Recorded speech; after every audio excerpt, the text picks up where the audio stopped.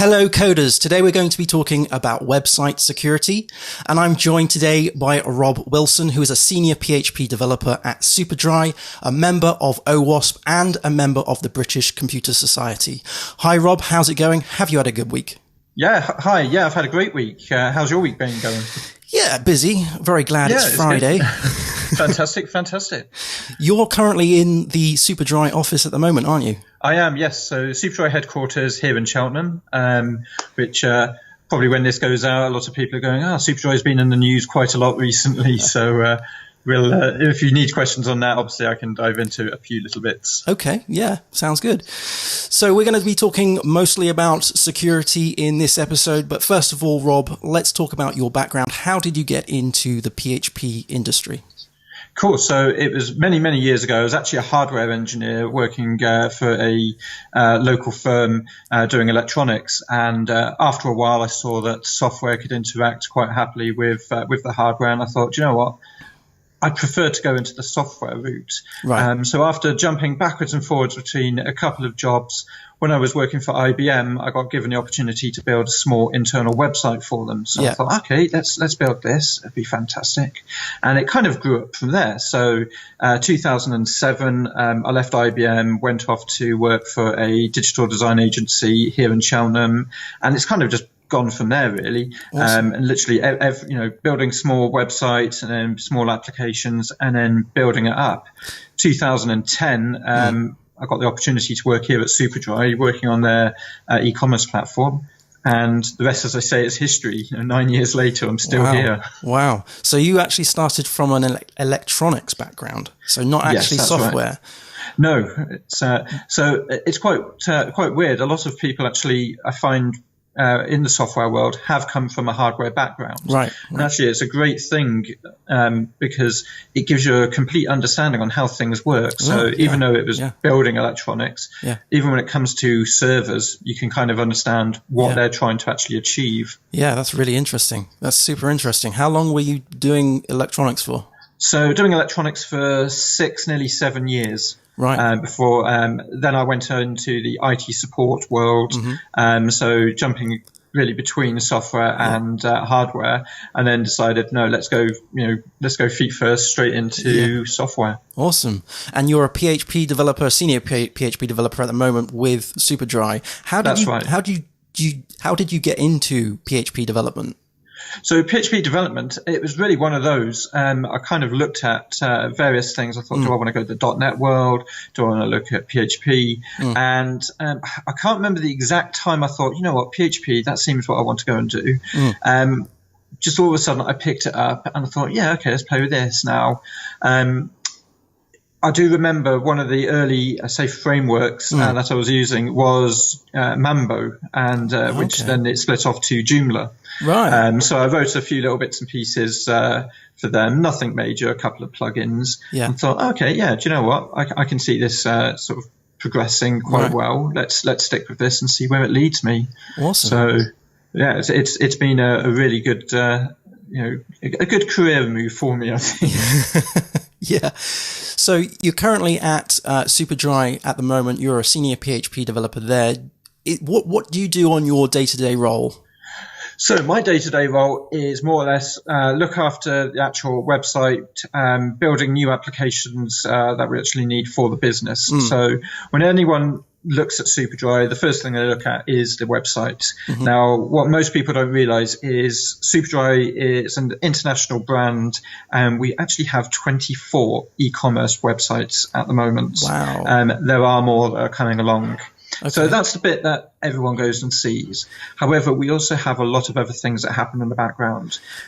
We've got a lot of APIs that we build to different third parties, so that we can obviously sell through them, and obviously provide the information from our platform out to them. But we've also built as well a internal website, which is our wholesale system. So it allows wholesale customers to come along, purchase Superdry clothing in bulk, and do everything that way.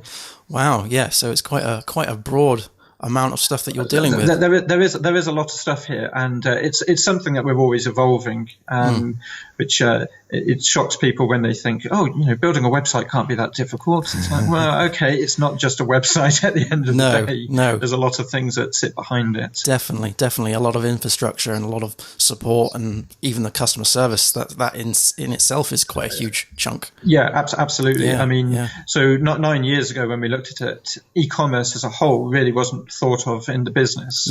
And it was one of those where it's like, well, let's see what we can do for it. It was very much going to be let's just use the website as a brochure for the stores. And then I think people have realized over time, look what we can do with this. And then all of a sudden we're doing quite well for ourselves when it comes to e-commerce. We make up quite a huge chunk of the business.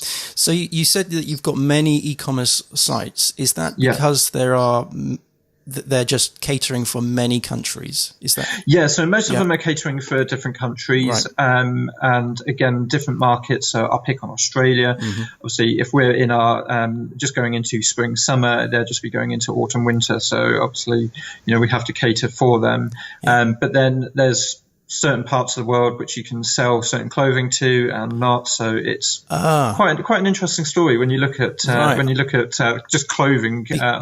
Because I was just about to ask you, what is the benefit of having all of these stores? But if there are countries that you can only sell certain clothes to, then I guess you can tailor the store to that market. Absolutely, yeah. I mean, it's also very interesting as well. So obviously, recently, Superdry has offered various discounts to various markets. It's very weird. So when we are dealing with different countries in Europe, we're allowed to give a discount to one country and not another. Or if we are given it at the same time, it can only be for X amount of time. So it can be quite difficult, dealing with all these different regions. But one of the other benefits as well of having different websites is offering people a website that, if they're in Australia, our website is actually in Australia, so it gives them the benefit of a nice, fast website. That's very true. Yeah, being very close to where the site is makes it faster. Yeah, definitely. Okay, well, that sounds really, really interesting. What kind of things do you guys deal with on a day-to-day basis in terms of security and things like that? So security has always been one of those big things where we take obviously customer data incredibly seriously. We want to make sure that it is kept safe and secure for our customers. So when it comes to people going onto their accounts, who's got access to what. So when we're actually developing a lot of our systems internally, we're going, right, how can we actually make sure that we transmit data correctly to wherever it needs to go, following all the various rules and regs. I won't mention GDPR because I know people turn off when they hear that. But as well as that, it's just making sure that, what we are doing, we're not going to lose data. No one's going to come in and potentially take that data. We see in the news every day that, X company has had a data breach and Y company has managed to siphon off millions of credit card information. So we're always looking for ways of making sure that, A, we're not going to be caught in the news for that reason. Because from my own perspective, I don't want to have that. Great, there goes the neighborhood for this. I've got to go and sort something. Yeah. You're a member of OWASP. What does OWASP actually stand for? So OWASP is the Open Web Application Security Project. So it's a worldwide non-profit organization focused on improving security of software. Right. Now, I only joined OWASP actually at the beginning of this year because a lot of the principles that they actually give, it's like, well, this is fantastic. I believe that I can learn a lot from them and hopefully they'll be able to learn a lot from myself. So even now I'm waiting on doing my first meetup with the guys down in Bristol. So we can hopefully go from there. But that's it, generally in a nutshell. Yeah. So do they provide meetups then? They do. So like with a lot of different organizations, there are different chapters, is what they call them, all over the world and in the country specifically, Bristol being our nearest one. So it's one of those where, like-minded people can get together and actually discuss, if there's particular issues that they need to have, but also things which a lot of people don't consider, which I know some people have a look at, playing, I say, it's war games. So you have a red team and a blue team. What happens if somebody tries to break into your system? So you think, well, actually, we'll have a blue team there trying to protect the system and a red team trying to get in. So I know they do those sort of things. So it's a capture the flag exercise. Oh, that sounds really, really interesting. Yeah. And is this like something that happens on a monthly basis? So I know that last year it was happening. I think it was every other month. As I say, I know that with various people, I'm waiting for this year's meetup to actually happen. So I have bugged the chapter leader down in Bristol of when the next meetup is. So, I think for those who are interested, watch Twitter and watch Meetup. Yes, definitely. Is that the same sort of story with the British Computer Society in your case? Yeah. So I mean, that was an interesting story. So it was one of those. I thought I want to be recognised for the work that I do, and it was many years ago. It was 10 years ago actually when I joined. So I thought I want to be, as I say, recognised for what I do, and actually have the ability to go out and learn other things, and see if there's different career paths that I could follow. So the company I was working for was before I joined here at Superdry. I said, great, we're building these lovely websites. I joined the British Computer Society, and I remember my boss at the time actually saying, well, what's that got to do with web development? Right. And I thought, okay, maybe I need to move on to a more mature company, one that will actually support me through that. And Superdry has been great for that. Excellent. So it's one of those where I can learn a lot of stuff, and it's actually opened up quite a few doors for me. Right. People find out, it's like, oh, great, yeah, you're a member of this. Please come this way. It's like, oh, okay, I didn't realise that these doors were being opened for me at all. Awesome. It was an interesting thing because a lot of people just think, oh, you can just sign up. Apply and you're in. I do remember having to send off my CV, and literally for my entire work life, everyone was contacted. Literally everyone is grilled about what you've done, what you are doing, how they see you progressing. I thought, okay, I've been through job interviews which are less intense than this. Yes, but, I remember going through the process myself and sort of halfway through it thinking, this is too much. Absolutely. But no, it has opened up a lot of doors, and a lot of people instantly see you as being actually, you might know what you're talking about when you come to various events and even discussions here in the office. It's like, oh, you know about X, you know about Y. Yes. And I also, some of the talks that they have, I mean, it's not just websites, it's not just security, it's so broad, and it's everything, and you have access to all of that, which is just awesome. Yeah. Well, this is just it. Having access to so much technology. I mean, especially in the web development world, everyone thinks, well, that's all you deal with. It's websites. And it's like, well, no, not really. I mean, we've dealt with systems here. We built an API which actually integrates to our in-store kiosks. Okay. So already we're integrating with the point of sale systems from the websites, and having that understanding of how that all works. It's one of those where it's like, well, actually, this is going to be fantastic. I know about this world as well as where I am now, and it gives you a much broader understanding of how how your own software can help and impact everyone else, and a well-rounded view of just how technology can change businesses and just everyday life in general. Yeah. Also, I guess a view of how insecure everything is. I'll tell you what, it is one of those where, again, for most web developers, especially when it comes to security, and obviously we deal with e-commerce, so we look at things and it's like, okay, well, we only have to worry about these worlds, and it's like, hang on, no, our data is now touching on other things. Yes. Everything else is now brought into scope. Definitely. So it's you have to be very mindful of what happens with things. It was one of those, we were discussing transmitting of some data, and it was like, well, actually, can we transmit that? Is it safe? Is it secure where it's going to? And even inbound from some of our third parties, customer data is coming in. It's like, well, it's fine. We can just transmit it this way. No, we have to make sure everything's safe and secure. How their systems interact with that, probably not too much of a worry, but we have to still be very mindful of that. Sure. Yeah. So let's now focus on security in more terms, because you've done a talk on web security, the human factor. You did that. I believe is it PHP South Wales? Is that right? Yeah, so I've done it at PHP South Wales. I actually did it as well at another meetup group up in or just north of Worcester at Stack Chat. Awesome. And a variation of the talk last year at PHP Southwest. Awesome. So every time I give the talk, I'm always changing it because there's new things that come out. There's new ways of looking at things. So it's one of those, get those very basics done. And then from there, you've got a really good grounding of dealing with web security. So let's talk about the basics then. What are the basics of web security? So in a nutshell, what my talk goes into is, you look at the news every day and you think, okay, so-and-so website has been hacked, and, people are, trying to, send you emails or say, sign up for this, and they're trying to steal all your credit card data, for argument's sake. And my whole talk really on the human factor is actually the first point where security falls down is actually with the web developer. Right.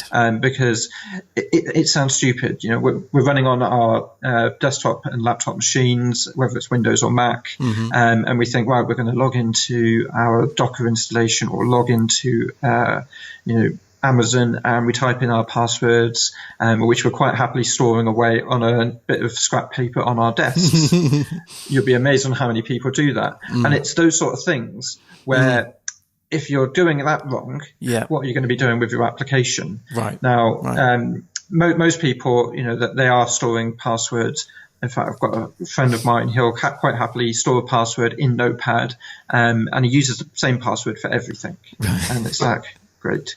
And it's one of those is just, trying to educate people. Don't use the same password for things. Don't make them really easy. And don't obviously have them on display for everyone to actually go and see. So it sounds really obvious, but the amount of people who get caught out on it, it's, I'll pick on an incident that happened last year with Twitter.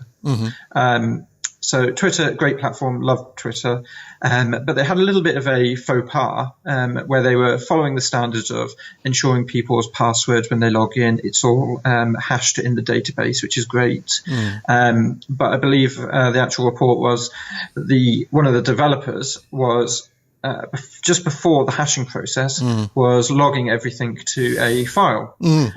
So it's like, okay, a little bit of an issue there because now he can see everybody's passwords.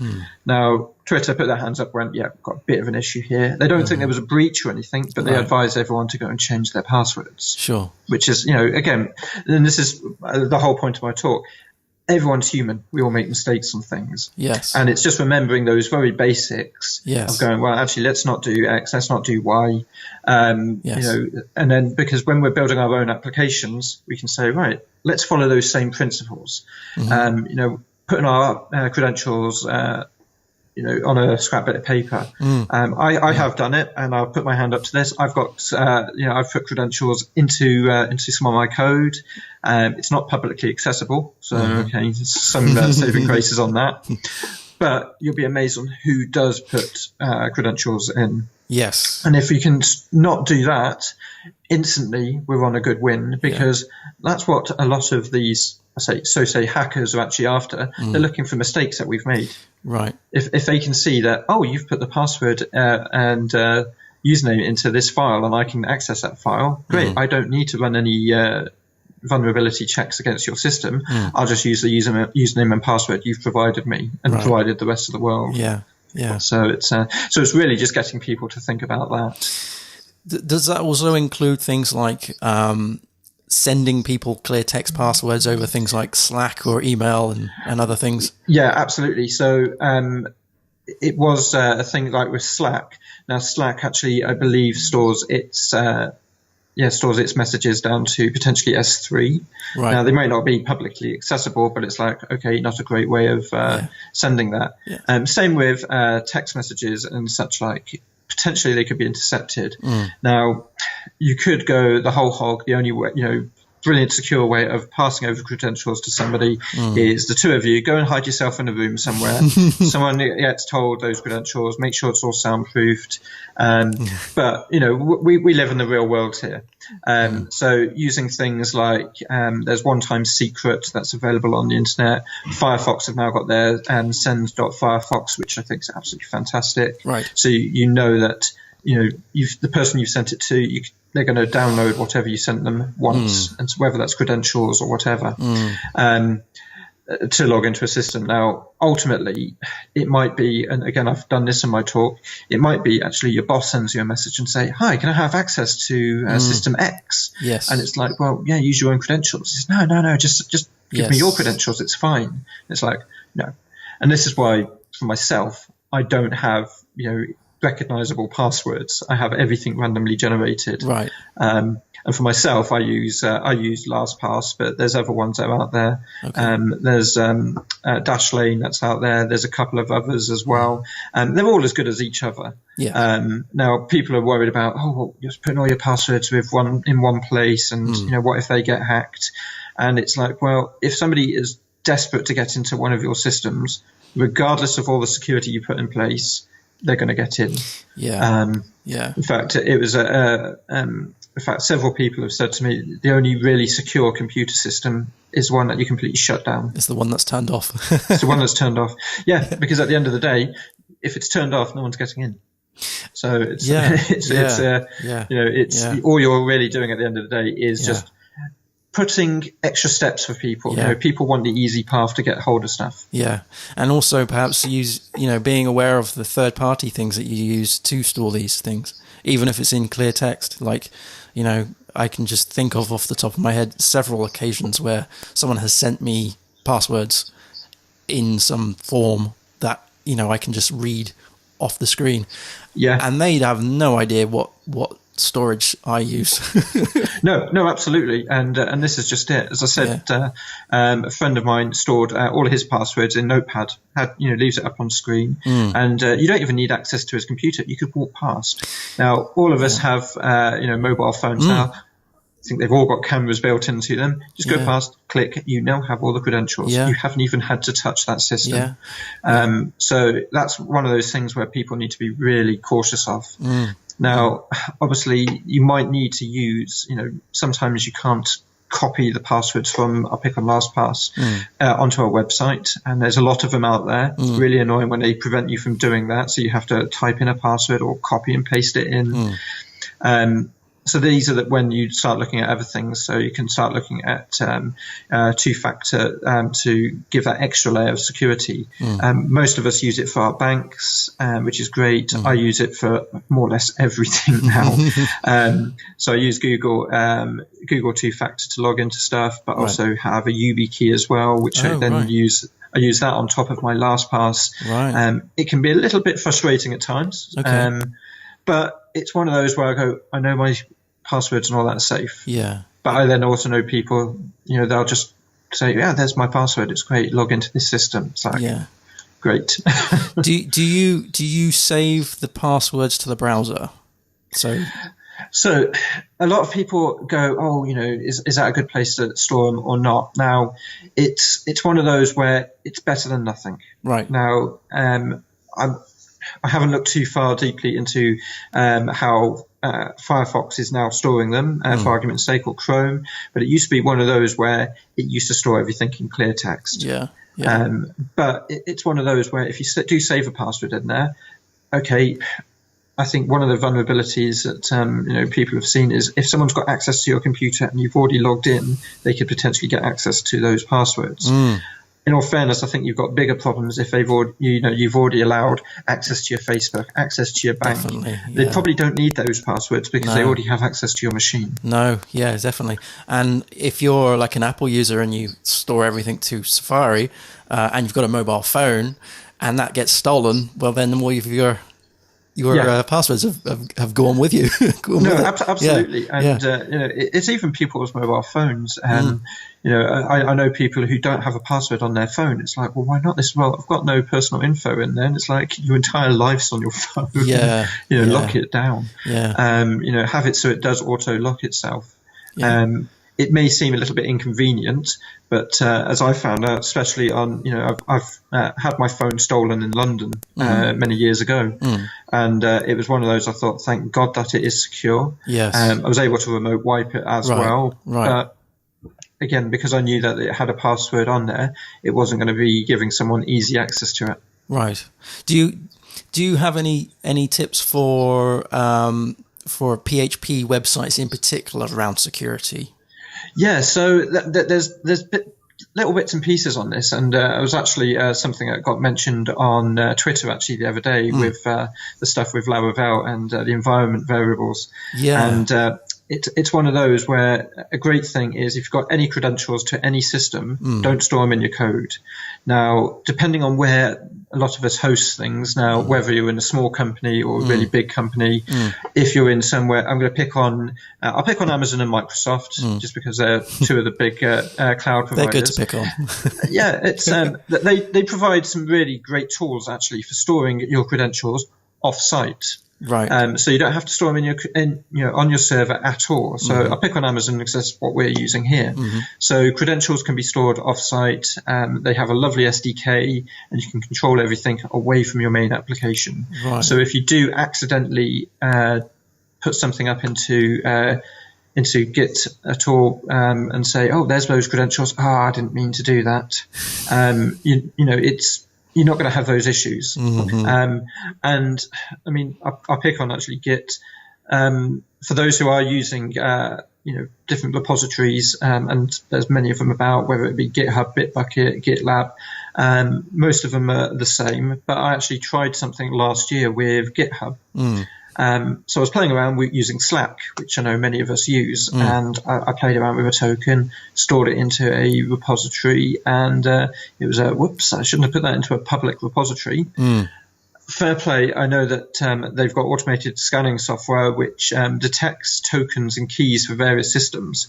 Okay. I had an email within minutes from Slack telling me that my key had been found in a public repository. They had disabled the key. Right. So, obviously make sure that it wasn't going to be used. Yeah. So that's obviously, one of the things don't do. Yeah. But so, as I say, Amazon and Microsoft have different ways of securing your credentials off-site.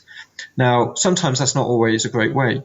And one of the ways actually I've done it is I have stored the credentials in a database. Right. And so for an external system, and it's like, well, you can log into the database and see those credentials. They're also fully encrypted in there as well.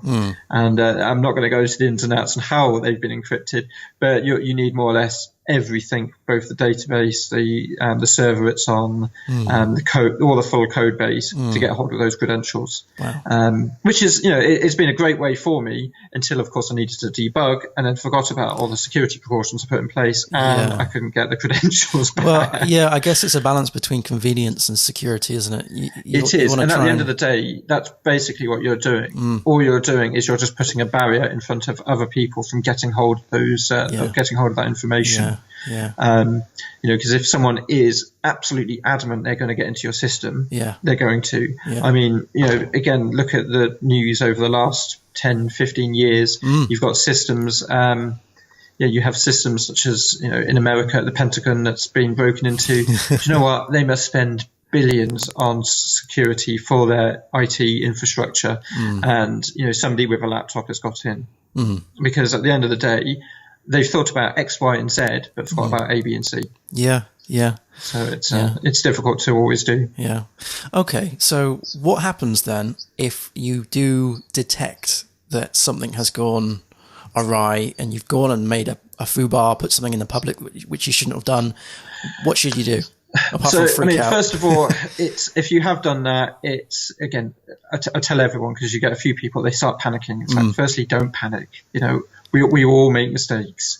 I've done it, and it was like, shouldn't have done that. Yeah. So firstly, if something like that happens, if it's a private key or something, get that completely invalidated. Right.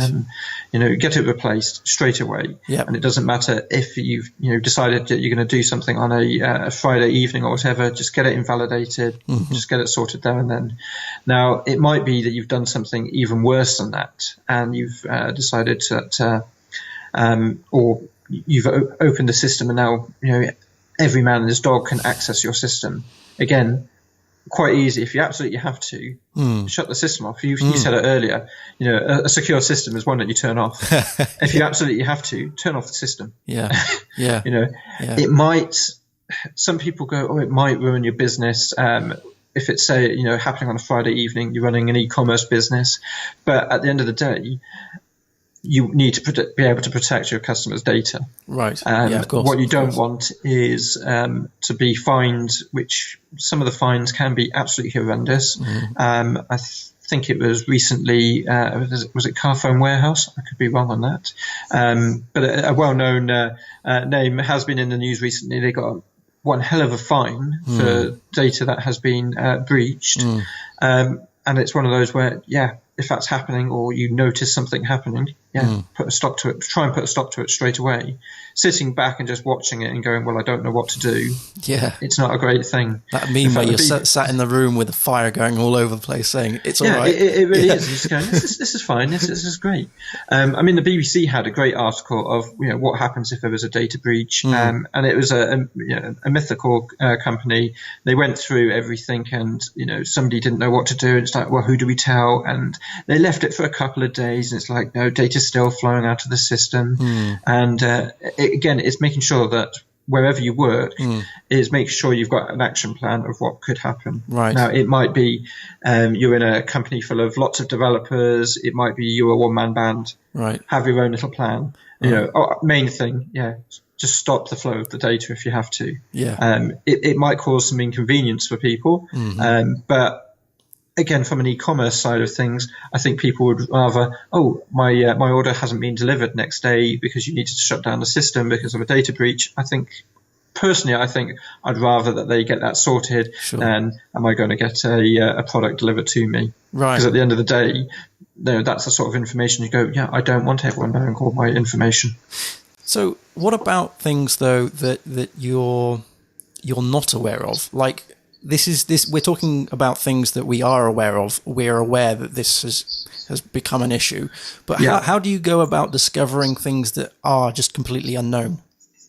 So that's a really interesting one. So something especially that we do here at Superdry is periodically we get an external company in to perform pen tests against all our different systems.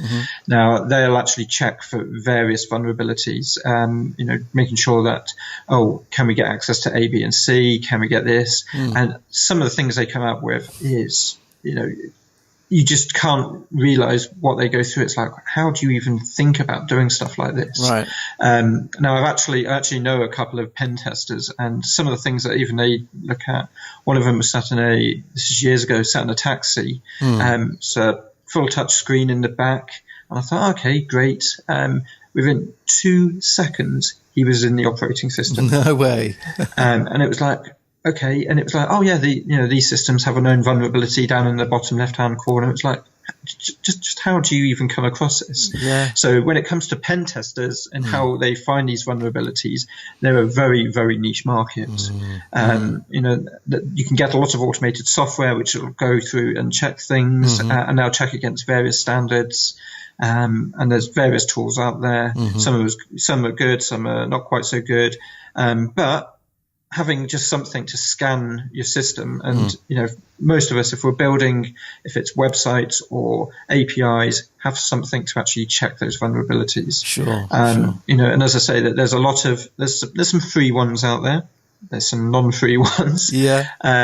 And it's really, it's one of those where you have to decide yourself, what do you want to go and invest into it? Now, you could go the whole hog and go, do you know what, let's spend millions into making sure our system is secure. But again, it's that whole balance. Yeah. But this is where then education for developers, if they've built things to a certain standard, then it should be, right, you know what, you've probably covered 99% of what most people are going to be trying. So whether it's things like an SQL injection attack onto your website or cross-site scripting, hopefully you've already thought, do you know what, I'm building this application. I've thought about this already. What do you think are the common things that developers don't think of, not just in terms of, say, we've talked about passwords and how to store them, but just in general website development? So, interesting one. A colleague of mine today, she's a junior developer, just coming along leaps and bounds. And we were talking actually about building some very basic query into the database.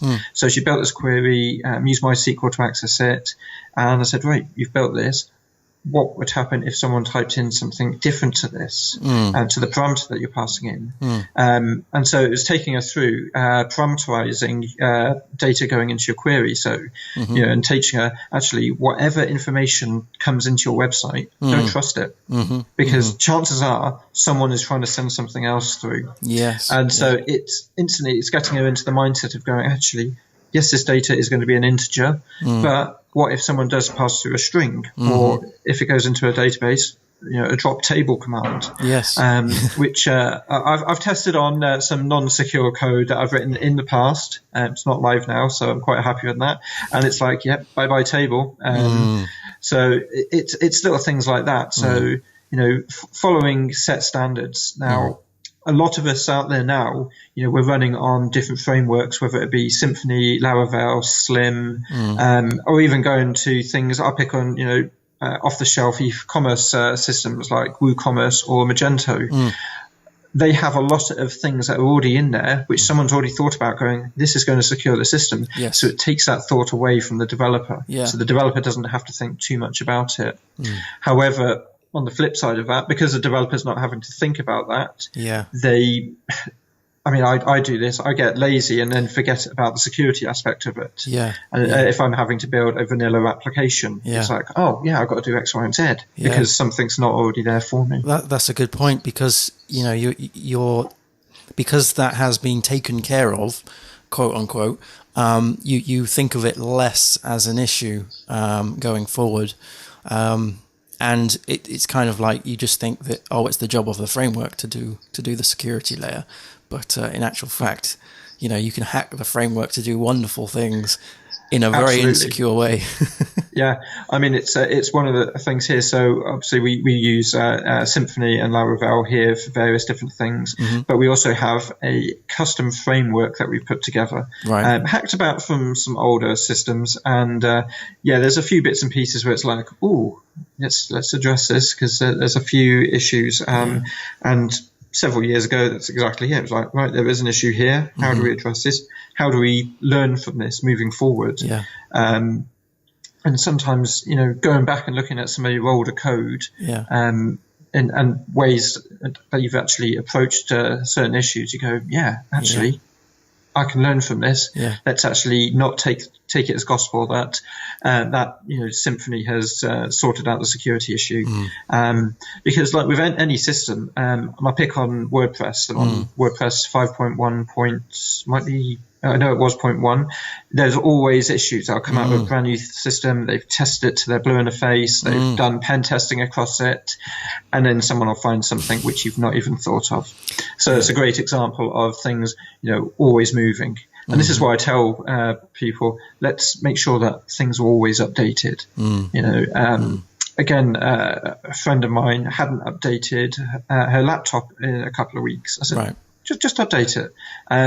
There was loads of updates and various things, and it was like, that's sorting out a couple of issues I was having. I said, that's just on your laptop. Now have a think of what's happening with our code and the frameworks that we're using. We always have to keep things up to date. That is a very, very good point. The amount of boxes that I SSH into, and I just see the immediate message saying such and such packages need to be updated or can be updated. And crazy. Wow. I guess there's more to security than just writing code, right? Security is such a huge subject. Now, a lot of people shun away from it just because they want to develop their APIs. They want to develop a promotion system into an e-commerce site. It's one of the issues we had a couple of years ago. They want to dive into that. But security has always got to be on everyone's mind, because whether we work for a small one-man band or a huge international company, we don't want to have that phone call over the weekend saying, we've just had a data breach, you need to get into the office. You want to have that, So someone's tried breaking into the website. Yeah, it's fine because they haven't got anything, and the firewall has kicked in and stopped them from logging into the system anymore. So that's what we kind of want. But again, it's that fine balance of going, well, I could spend all my time focusing on security and not actually build what we want. So it's very much a balance. I remember way back ago when I was first learning Linux, and I had this thing in place, failed to ban, I think it was called, which would ban you if you got put in the password incorrectly or did something incorrectly for more than a couple of times. And I locked myself out of my own system. And so I ended up having to just scrap it and start again because I just couldn't get in. Luckily, there was nothing sort of valuable on it. Everything was in... I think about it now and it's stupid. Everything was on external drives that I could have just taken out and put it into another machine. but the operating system was secure. It's so secure, nobody can get in at all. Yes. I've done that a couple of times. I've used fail to ban, but I'm actually building a library at the moment which does something very similar, because you think about people logging onto a website, and I'm going to pick on Amazon for this one. You could go on and you could type an email address in, and it may, rather than tell you the standard message of, either your username or password is incorrect, it'll actually say, the password for this account is incorrect. But that's just about validated that the email address is on that system. Ooh. Now let's just that's a very good point. So instantly you think, oh, okay, well that's not very good. And from the front end perspective, it's not. The things that are probably happening and are happening behind the scenes, there's various things that they're actually monitoring on that. So I'm starting to look at it myself. So if that happens, you can say, well, actually, let's say it's my account, so rob@test.com. I've typed in the wrong password. Now, say it's against the Superdry website. We can say, okay, you already have an account there, and we know that your account is all signed up and you're in the UK. Now, this attempt that's been happening here, this is happening from, let's say it's happening from Russia, just because obviously Russia's always in the news. All of a sudden, it's like that should raise a few flags. Now, it might be that I'm on holiday in Russia. Things happen. And I've just forgotten my password. Not a problem. I can try again. I type the correct password in. I get let in.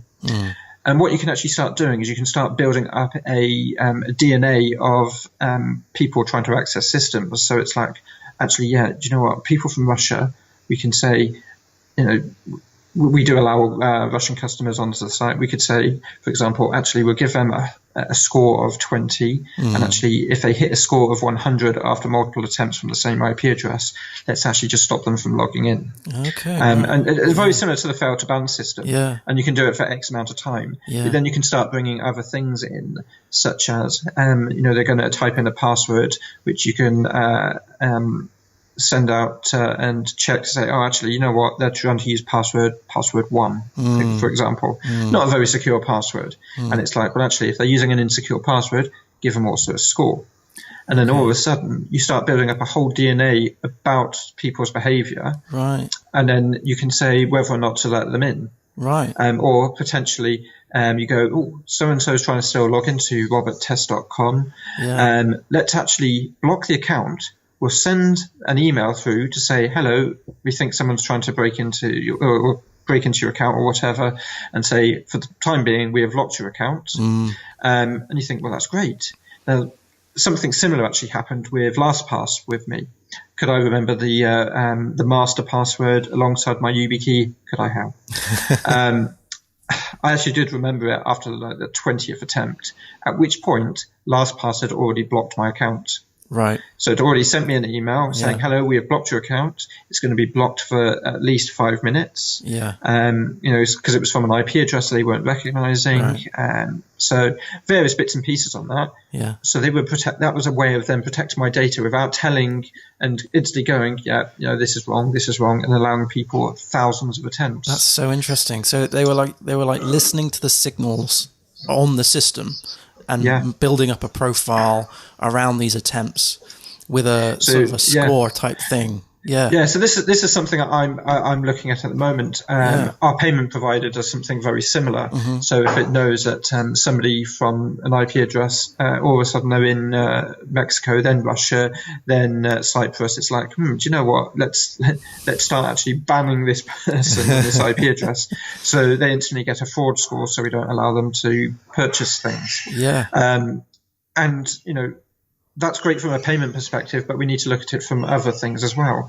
Sounds stupid. Newsletter signups. What's to stop people from going onto a website and going, I shall type in your email address. In fact, I'll just take everyone who goes to all of the PHP meetups, I'll just take all their email addresses and I'll just sign them up for everything. What's to actually stop that? Now, again, websites have CSRF protection, so cross-site request forgery protection. But there are ways to get around that. And also, some sites don't have it implemented correctly. Now, again, don't rely on the front-end code. Have something in the back end to say, actually, do you know what? The same IP address has put through 20 requests here to sign up for a newsletter. Well, we could say, no, we're just going to say, no, the request is invalid. No, it'll send back to the front end saying, yeah, the request is fine, without actually telling them what's happening. In the background, it'll send it all off to a black hole. It's like, I'm not adding it to the database. I'm not processing it at all. I'm just going to, you can sit there till you're blue in the face, sending this data through. It's not doing anything.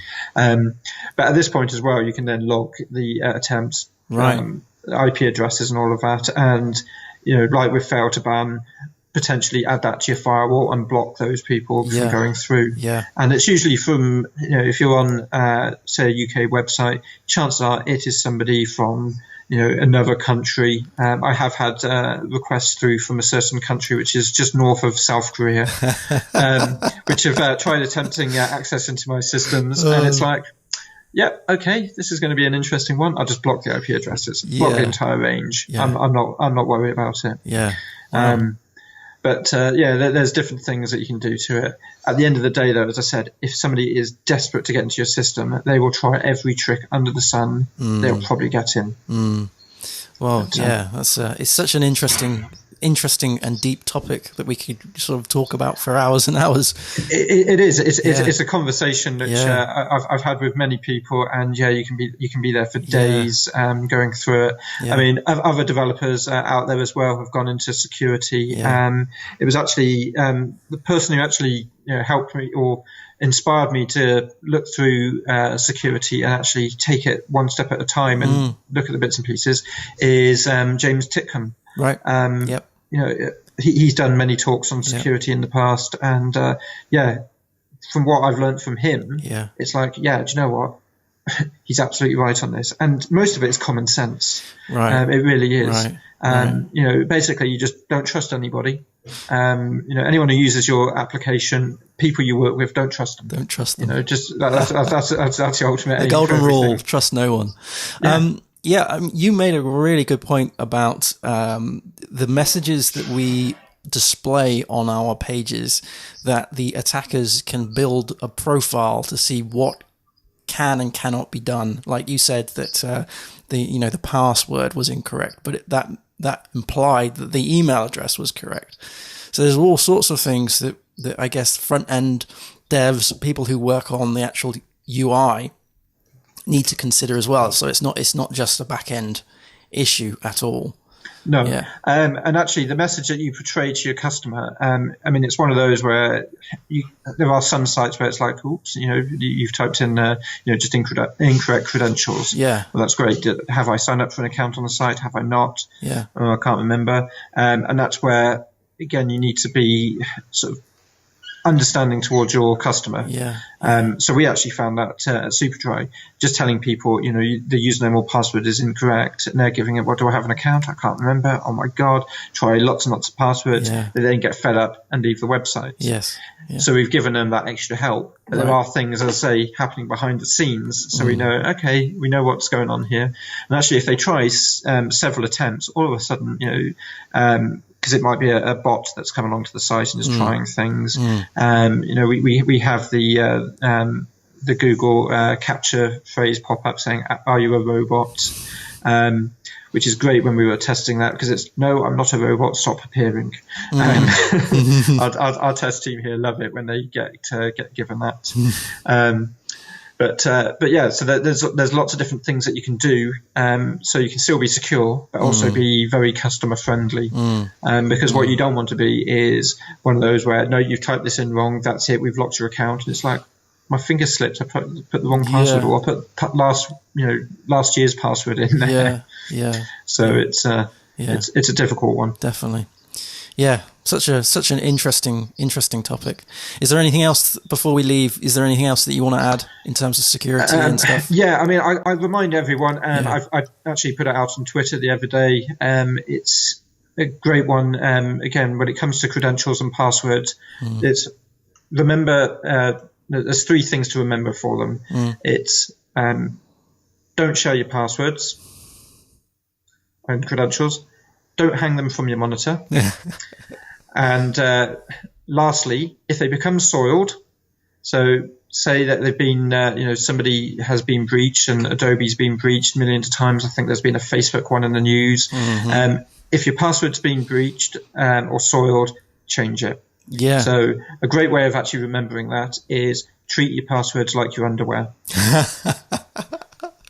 It's a great thing to remember. It actually used to be that last one with the soiling of it. It used to actually be change them on a regular basis, but actually having a system where it forces you to change a password all the time makes you become lazy. So you start typing password 1, password 2, password 3. Yeah. Oh, that's so good. Yeah. And if anyone's listening and they've got Post-it notes plastered all over their monitors with passwords, tear them down. Yeah. Get rid of them. Get rid of them. Put them into things like LastPass or Dashlane, and people go, oh, I don't want to pay for that. You don't have to. They're all, they're all free. You can pay for extra services with them, like any software as a service out there. But yeah, if you need to use a free one, use a free one. It's secure. Yeah.